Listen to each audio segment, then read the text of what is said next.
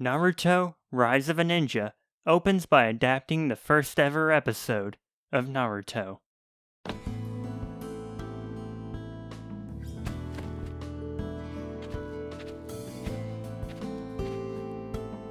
Listen, Naruto, you failed the last final exam and the one before that.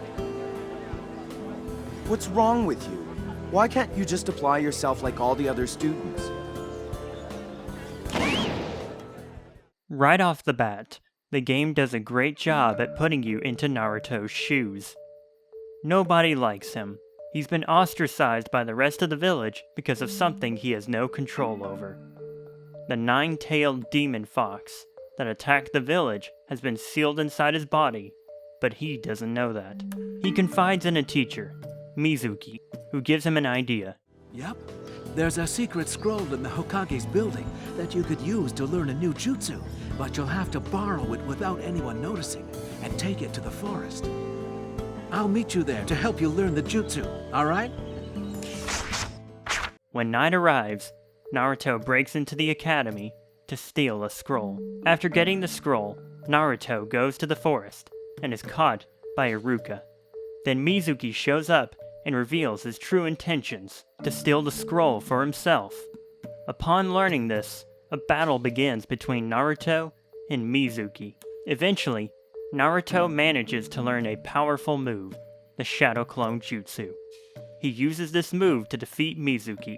Afterwards, Iruka officially allows Naruto to graduate from the Ninja Academy, a right he had been denied earlier.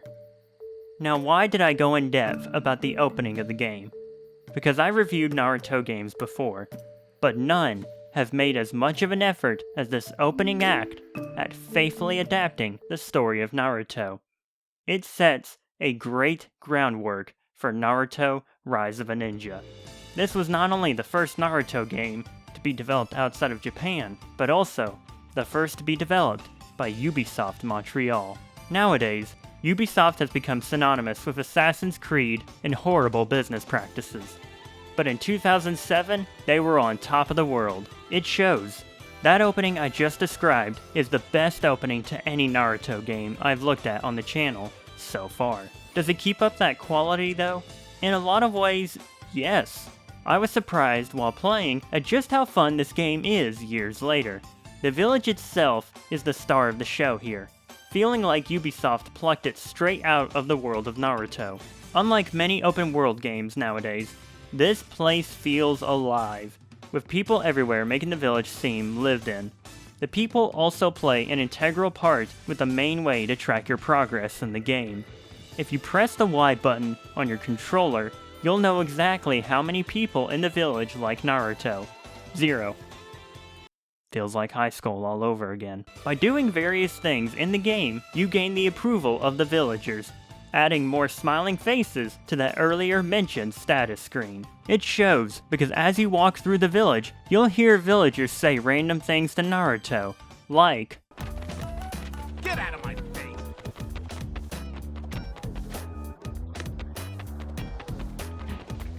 Don't bother me. but as you go through the game and do various things around the village and make other villagers like you, they'll start saying nice things to you. Once again, making the village feel alive as it changes around you. It also mirrors the show in that way, as like in the game, Naruto was considered an outcast at the beginning of the show. However, as time went on, Naruto did more missions and became more well known and accepted by the people of the village, and Rise of a Ninja does an excellent job at showing this happen within the world of the game. Like I said though, it's through doing the various quests in the game that Naruto is able to gain the admiration of the villagers. So let's talk about those for a bit. The first side quest that becomes available to you is delivering ramen. Pretty self-explanatory. Deliver the ramen to the customers around the village. Then, there's hide and seek, where you use a radar at the bottom of the screen to find Konohamaru. My personal favorite of the side quest is the ninja races, where you need to get through the rings around the village within the allotted time. There's a couple more, but those are some of the more memorable ones. All of these side quests have one thing in common. They have you explore the village to find your objective. Once again, the village proves to be the driving force in this game. Those side missions also provide other benefits to Naruto, like giving small health upgrades, upgrade points, and cash to spend at the shops. So it really is worth it in the long run to do these missions outside of just being true to the show. As you go through the game, doing these missions becomes more fun due to Naruto's growing traversal options. He starts out only being able to run and do a single jump around the village, but he'll eventually unlock a double jump, dash, and chakra concentration, which allows him to wall run. When you combine all these together, it brings the traversal up to a whole other level of fun. It also works, as the side quests will get harder as the game goes on, making you really have to get good at using these abilities. The one downside of these traversal abilities is that until you get all of them, walking around the village can be slow at points, because Naruto only has his basic run, and you'll need to do a lot of running between mission to mission. Granted, it's still fine, because it works for the side missions when you do them early on, but later on, you'll probably use the dash all the time between missions, and just running around the village. Although now that I've started talking about some of the gameplay mechanics, I feel like now would be a good time to move on to the next main part of the gameplay, the combat, which is the thing that surprised me most in the game. You see, when I hear people talk about the game nowadays, I hear that exploring the village is great, but the combat is kind of clunky. Which, fair enough, the combat is kind of clunky, but it's also really fun. While I enjoyed the Ultimate Ninja and Clash of Ninja games, the combat here is a way better representation of classic Naruto fighting. If you've watched the old Naruto fights, they're a lot slower paced than the newer fights, and I think Rise of a Ninja captures that very well. But what are the actual basics of Rise of a Ninja's combat? Like Clash of a Ninja, it's a 3D fighting game. Both of them have an emphasis on combos. Now, while executing those fast combos in Clash of a Ninja is awesome, it simply doesn't have the feedback and feel of Rise of a Ninja. Try a little.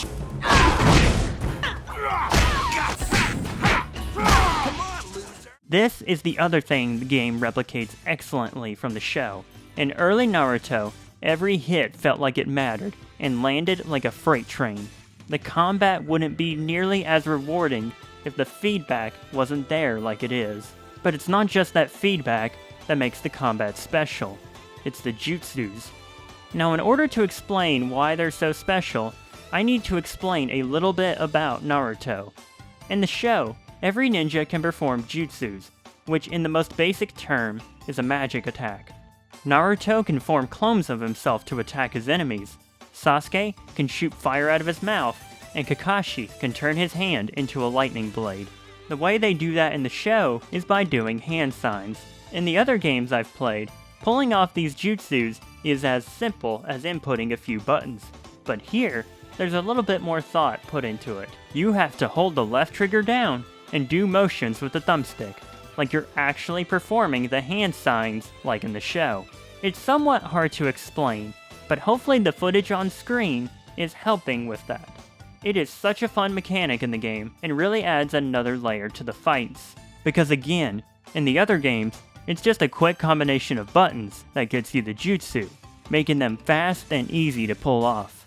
Here, while it can be easy to pull them off, it's not necessarily quick, meaning it could be very easy for an enemy to come up and attack you as you're trying to perform a jutsu. Again, this whole mechanic is just another thing that brings the game closer to the show. Another thing that brings it closer to the show is the soundtrack. In another departure from the past Naruto games I've looked at, this game mostly uses music that is present from the actual Naruto anime. While there are some original tracks made just for this game, it's the songs from the anime that stand out the most here. This is definitely a positive, as the show has what is probably one of the best soundtracks to anything I've ever watched, so having that in the game only brings it up in quality. Since we're on the music, I want to talk about another aspect of the sound that I think is pretty weird. So the game features a lot of anime clips ripped straight out of the show. In those clips, the show's voice cast are obviously there, but when you cut back to the gameplay, sometimes the game has different actors portraying the same characters. Take this scene from early on in the game. You've got this iconic anime moment from early on in Naruto, where Iruka is voiced by Quentin Flynn. Congratulations. You graduate. But when you get to the game, it's clearly not him. Naruto, Mizuki is too strong for you. Run! This isn't the only example. Tazuna, the bridge builder, the third Hokage, and Konohamaru all have different voice actors compared to their anime actors. This wouldn't be as weird if those anime clips weren't there reminding you what they're actually supposed to sound like. The pronunciation inconsistencies don't help this either. Thankfully, the main quartet of Naruto, Sasuke, Sakura, and Kakashi have their correct voice actors. But still, this is such a strange decision. But it's not the only strange decision present in the game. I want to talk about those anime cutscenes, because it's something I have mixed feelings about. On the one hand, it's a neat idea, and brings it closer to the show. On the other hand, at the end of the day, this is a video game. I want to see these moments happen from the game's point of view. It's a fine line to balance, because you want to be faithful to the show and present those stories well.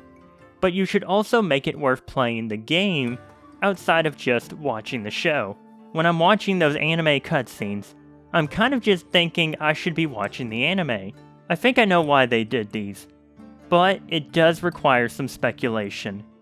So from what I can gather, the deal for Ubisoft to make Naruto games was announced around April 2006, with Rise of a Ninja being released in October 2007. Now let's assume they started working on it after this announcement.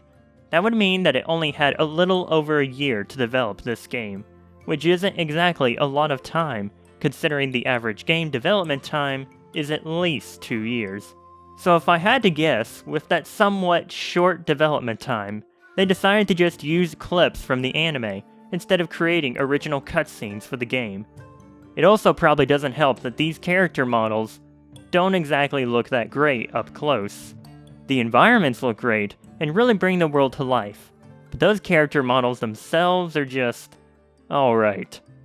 None of the things I've mentioned so far are downsides. They're more like nitpicks. In fact, I really only have one major complaint, and in order to talk about it, I need to go back to a point I brought up at the beginning of the video. How Rise of a Ninja adapts the story of Naruto. Rise of a Ninja adapts pretty much all of the major stories from early Naruto. You already saw the first episode being adapted early in the video, but the game also adapts meeting Konohamaru for the first time, the bell test with Kakashi, the Land of Waves, and the Chunin exams. All of these get their time in the spotlight, but it's the Land of Waves in particular that I think deserves attention, because to be frank, it's bad. I'm gonna go through the Land of Waves section of the game now. You get introduced to the bridge builder Tazuna, and you almost get a word-for-word recreation of his introduction from the show. Afterwards, Naruto goes on ahead and clears a path. He's ambushed by 2 rogue ninja and gets poisoned. This is all in an anime cutscene and you don't get to play any of it. Afterwards, you get to the Zabuza fight, and this moment is preserved fairly well, but there is, in my opinion at least, a fairly large omission that to me is my biggest problem with Rise of a Ninja. In the single-player portion of the game, you are only allowed to play as Naruto. So in this moment here, you only fight Zabuza with Naruto, and not with Kakashi. I'll go a little more in depth about this later, but for now let's move back to the Land of Waves. Another anime cutscene plays out at the end of the fight with Zabuza. Then we learn how to walk up walls and meet Haku for the first time, and thankfully, this amazing line is preserved. By the way, I'm a boy.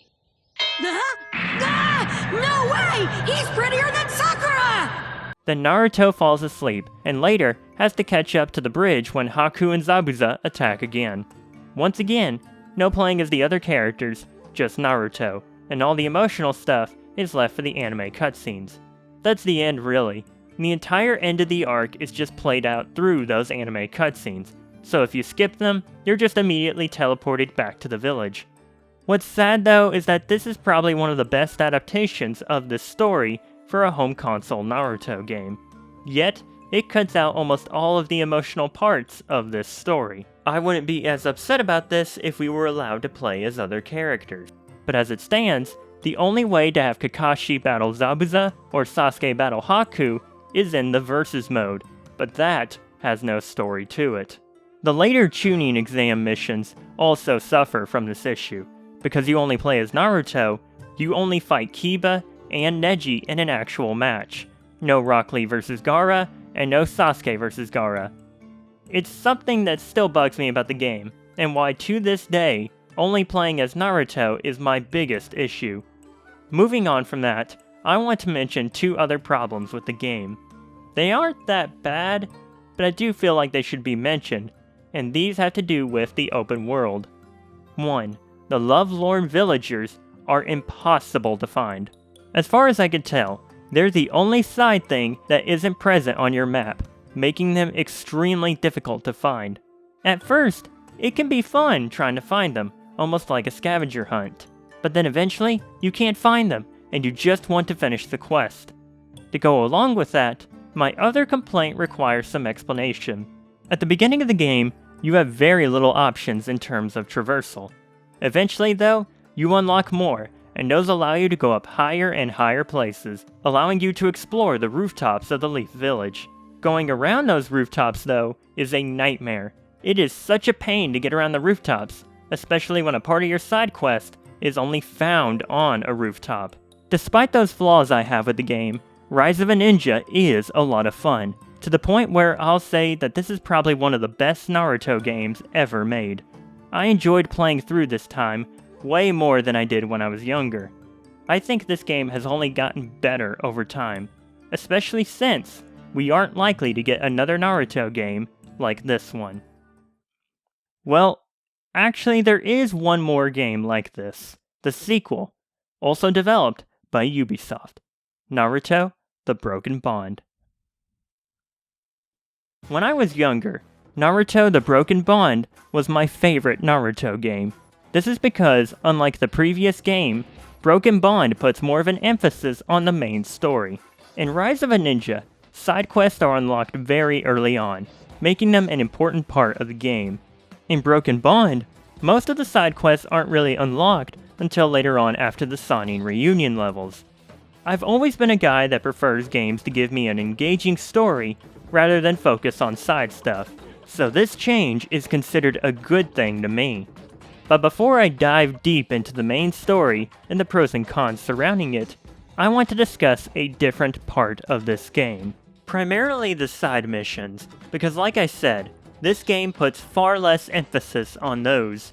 Also, my thoughts on the other aspects of the game, like the presentation and music, mainly come through the story.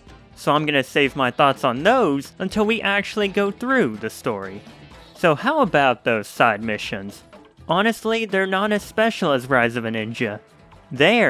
Doing those missions made me feel like I was a part of Naruto's story. As the more you did those missions, the more people grew to like Naruto, just as in the show, where the more time went on, the more admiration Naruto earned from his peers and the other villagers.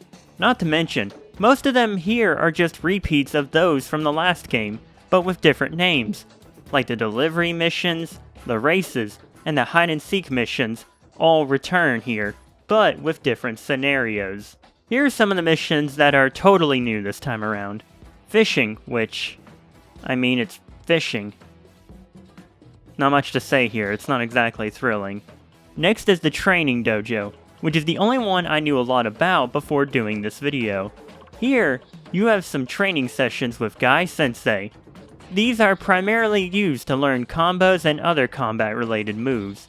But more importantly, doing these allows you to gain friendship points. Friendship points allow you to upgrade Naruto's various stats, from health, chakra, strength, and jutsu. Doing Guy's dojo sessions gives you a lot of these friendship points, making these valuable for upgrading Naruto for the long term. But then, there's Naruto's allies, who can also train with Guy at the dojo. Yep, The story allows you to play as more characters than just Naruto. I'll discuss this more later, but yes, this is my favorite change in the game. These characters don't need friendship points. Instead, doing the dojo missions directly upgrades their stats. For example, doing combo training will directly upgrade their strength. Out of all the side things in the game, Guy's dojo sessions are the only ones where I would say you really should do them. Later on in the game, you're forced to play as the other characters in a series of difficult battles, so upgrading is highly advised. The next side thing I want to talk about are the ninja cards. These are essentially super bosses. You fight other Naruto characters who have been supercharged, and these are easily the hardest challenge the game has to offer. Unfortunately, I was never able to battle one in the recording, because I think you have to be late in the game before you can even fight one. But knowing my luck, I would have died very quickly anyway. Now, one last side thing to discuss are the bounty missions. Here, you're able to round up and capture Leaf Village prisoners who escaped after the attack by Orochimaru. You find where they are and fight them, then return to the mission start location. They're fairly short, but it's something else to do, I guess. Now, did you notice one thing that most of these side missions, except for fishing, had in common? They're all combat-based. This is just one part that shows that combat has received a far bigger focus here than in the previous game. With that, I want to discuss the combat here, even though in a lot of ways, it's just Rise of a Ninja, but better. It's still a 3D fighter, with a heavy emphasis on combos and using your jutsus to win the fight. But there are two main differences between this and Rise of a Ninja's combat. For one, jutsus got kind of a revamp. Once a battle starts, this meter in the bottom left corner of the screen will be empty. So when it's empty, you can't use your jutsu attacks. But when you land hits on the enemy, the bar slowly builds up. The more it fills up, the more powerful attacks you can use. Also, you still have the chakra meter to manage, so you can't just spam jutsu attacks. You have to wait until you're able to, and can find the right opportunity. Also, one other change is the fact that on top of the meter, you can see the directions you need to put in the analog sticks in order to activate the attack. It's a small change, but one that I greatly appreciate, since I always needed to remind myself of the directions in Rise of a Ninja. This change even applies to the overworld, where you can still see the directions when you need to use a jutsu for a side mission. But back to the combat. The second main difference here is that I found the combat to be faster than in Rise of a Ninja. It's overall a good change, because like I said, there's a lot more combat here than in the last game. Almost to an annoying point, but we'll discuss that later. Actually, there's one more major gameplay thing I'd like to discuss, and that's exploration. When you're not in the middle of fights, you're obviously going to be walking around, and occasionally, you'll find some obstacles standing in your way. You can't just walk through them. You have to use your character's special jutsus to get past them. For example, there are some parts where a bridge is needed to progress. So using Naruto, he creates a bridge made entirely of shadow clones. This type of stuff was there in Rise of a Ninja, but now that you can play as other characters, you get to see other characters' abilities being used to progress in the world. For example, Sasuke can use his Sharingan to slow down obstacles in your path. Kiba can transform into Akamaru to reach levers, and Shikamaru can do the same thing using his Shadow Jutsu.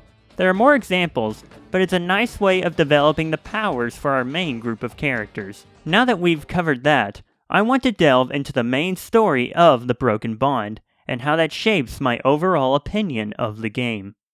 Broken Bond primarily adapts the Tsunade Search Arc, the Sannin Reunion, and the Sasuke Retrieval Mission.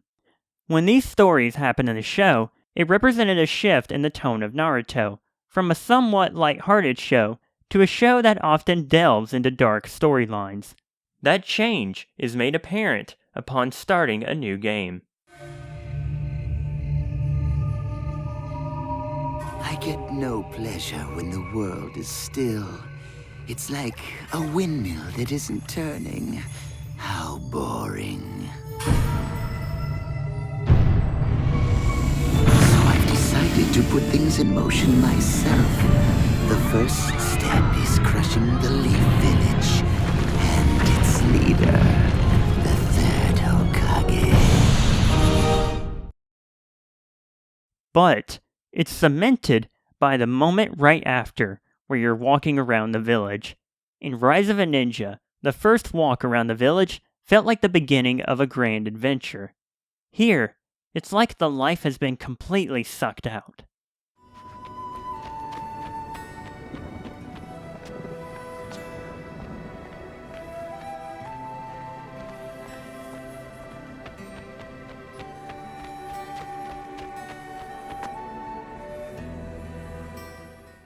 The tone reaches its darkest point when Itachi finally shows up. It's clear just how powerful he is, to the point where you can't even defeat him or his partner, Kisame.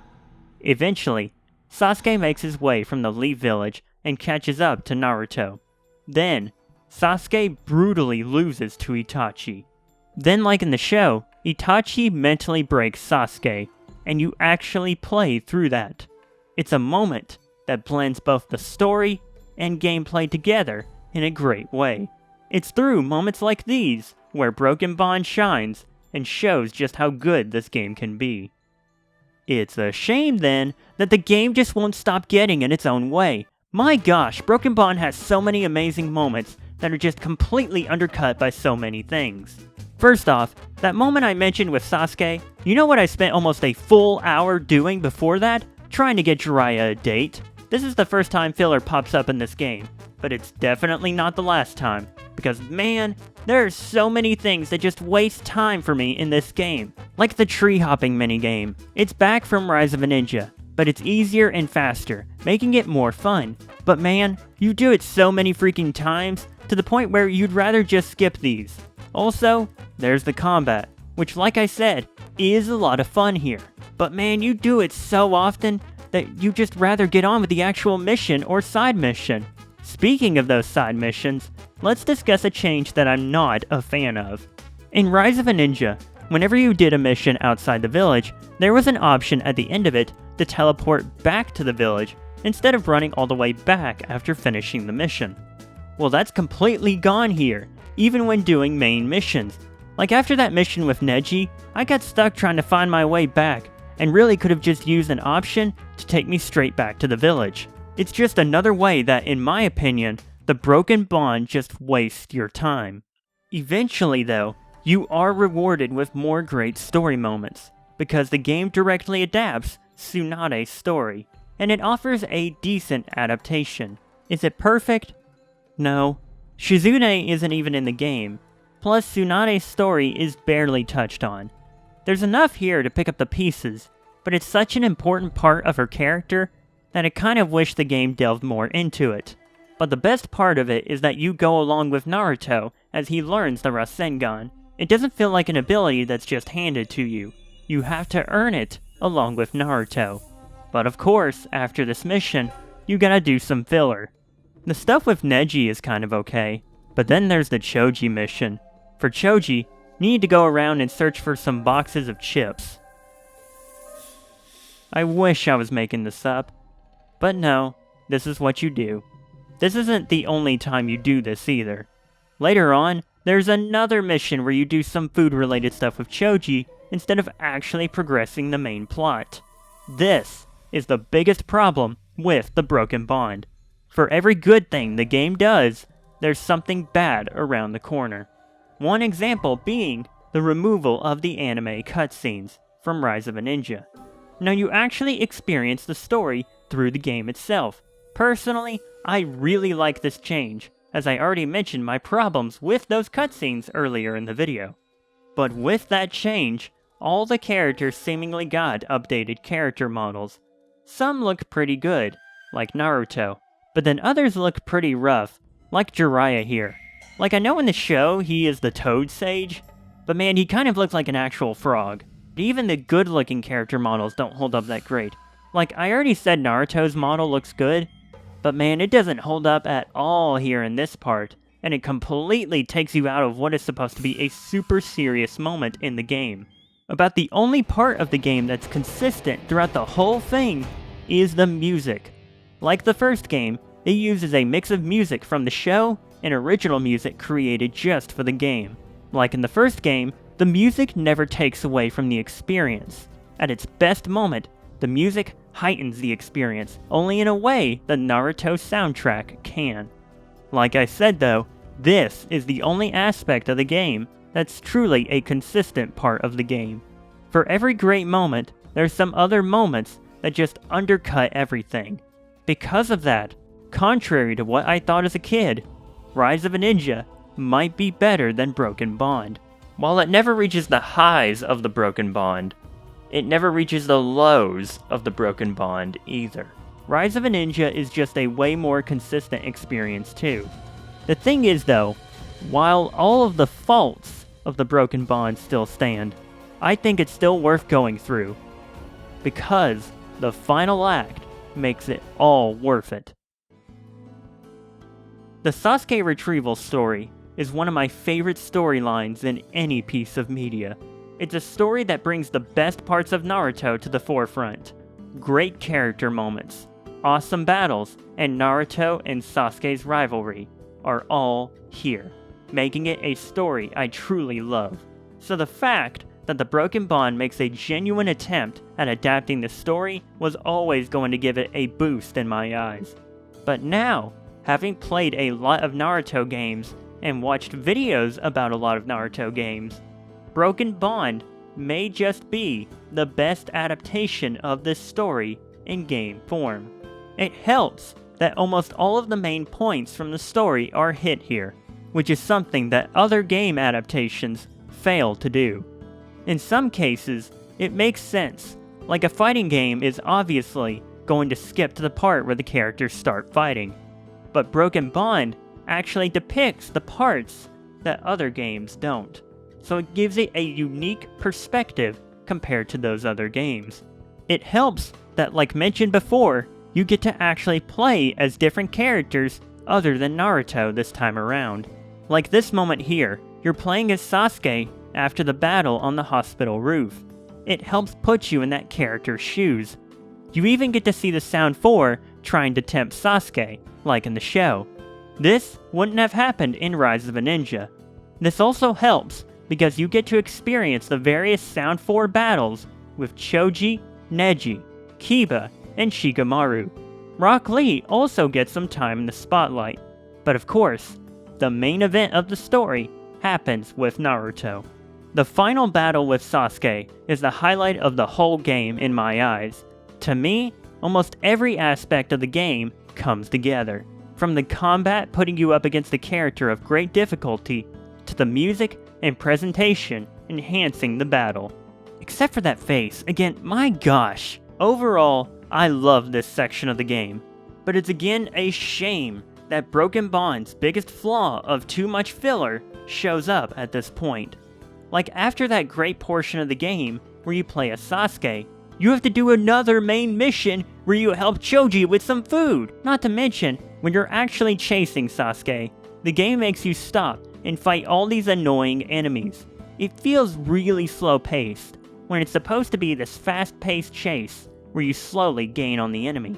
But Broken Bond's slow exploration where you use character moves to get by doesn't really work for this type of moment. It makes the chase seem almost slow and methodical instead of fast and tense. So yes, Broken Bond has the best adaptation of the Sasuke retrieval story, but it's still not perfect. That's also the way I would describe the entirety of the Broken Bond. It's not perfect, but in a lot of ways, it excels where other Naruto games don't. Looking back on these games was a bit of an eye-opening experience. My opinions on these games have been completely reversed.